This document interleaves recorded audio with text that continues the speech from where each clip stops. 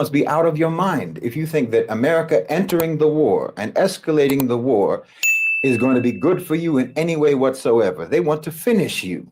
Don't you understand that? Look, construction in your country, in Israel, has already stopped. It already stopped 600 days ago. When your buildings get damaged, they're staying damaged. Do you understand? Do you have any idea how much more damage Iran can absorb than you can absorb? Their country is 70 times larger than you. 70 times. Their army is at least 4 times larger than you. And their soldiers aren't on TikTok.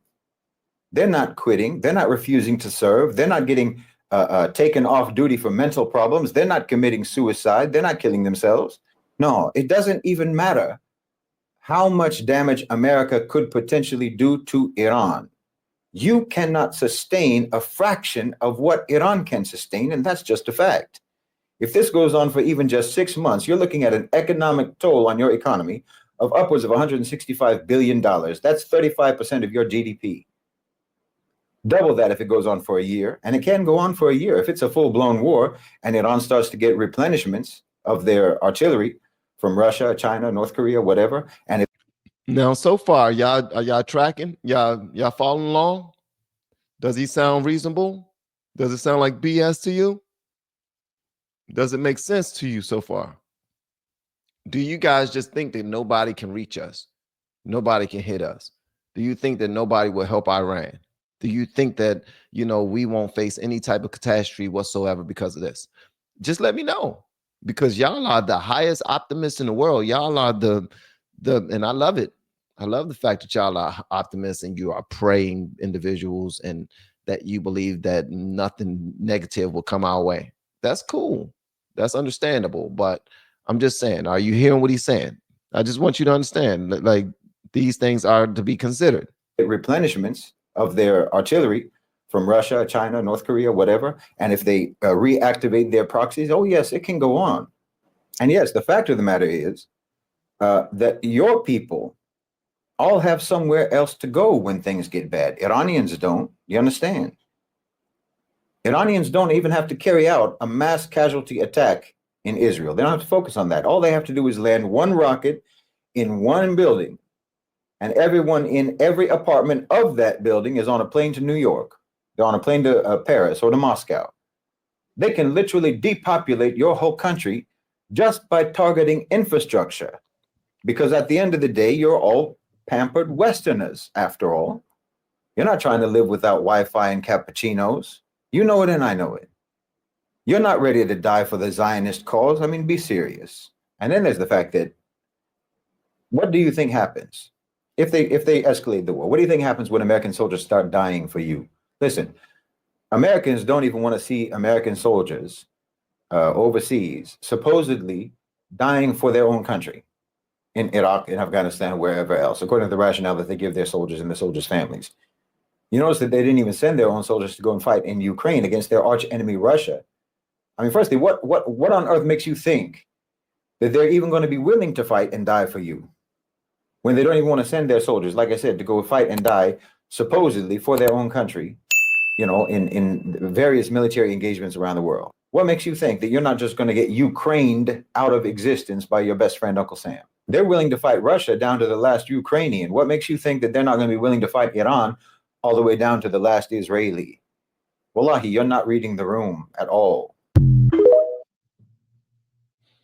All right, I want to hear what y'all guys say about that, because I thought the brother was making sense. I thought he was speaking some facts over there. This is absolutely the truth. And honestly, I still agree with most of what MAGA stand for. I still agree with Trump 1000% most times. But I also see us kind of sort of, I see us kind of being played by Israel right now. All right. I get it that we don't want anybody to have nukes.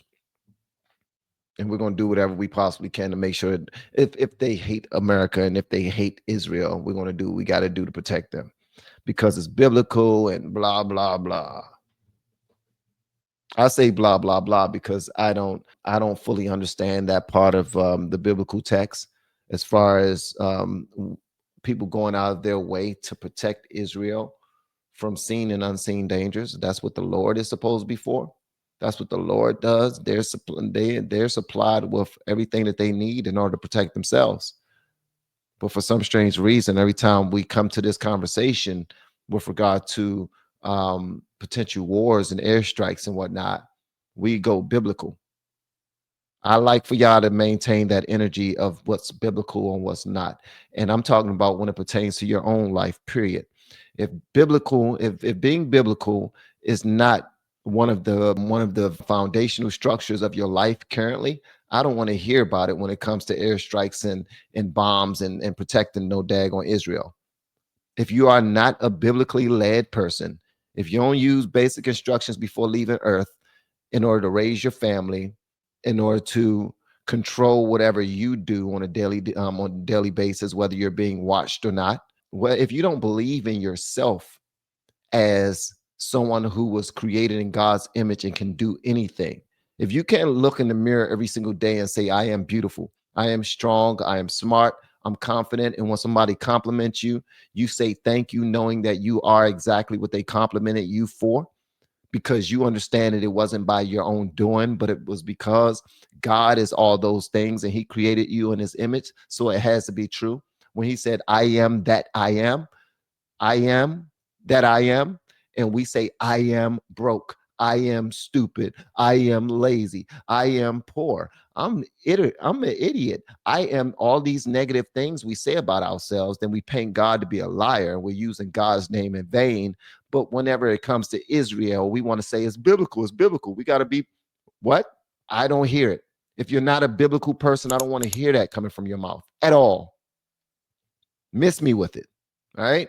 We have been helping people grow online. It has been absolutely amazing. We have helped many content creators get from zero to monetization in under 30 days. We even have a couple of these superstars who did it in 1 or 2 weeks. If you want to learn how to do YouTube, I don't care your age, I don't care what skills or talents you have. Trust me, I can help you do it effortlessly. Just reach out to me with the word coach and we can get it done. One more thing. We have a YouTube course that I just now created. I'm extremely proud of, and a lot of people are getting so much from. Purchase that course and work with us. You can join our private Facebook group and our daily group calls, which is 3 to 5 days per week, and you can learn so much more than you've ever learned before. I can't wait to hear from you. Love you. Peace.